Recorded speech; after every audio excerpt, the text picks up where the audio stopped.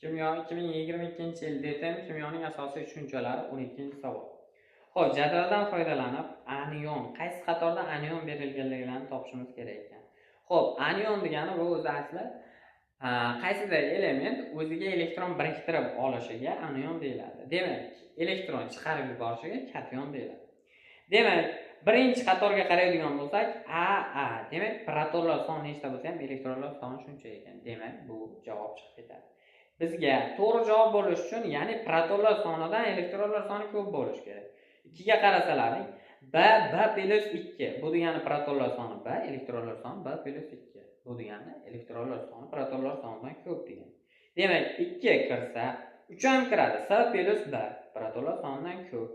D javob D 2 D. Navrot kam bo'lyapti. Demak, to'g'ri chiqib ketadi. 5 ga qaraydigan bo'lsak, E-1. Demak, protonlar soni bittaga kam, elektronlar soni bitta. Ya'ni bir-biridan faqat bittaga farq qilyapti. Elektronlar soni bittaga ko'p. Demak, javobga qaraydigan bo'lsak, 2, 3, 5. Xo'p, 6 o'z-o'zidan xatoligi aniq. Nimaga desalang, protoni o'zi F da ekan, elektronga o'tganda F-1. Bu degani elektronlar soni kam. To'g'ri javob 2, 3, 5. Demak, javob bor.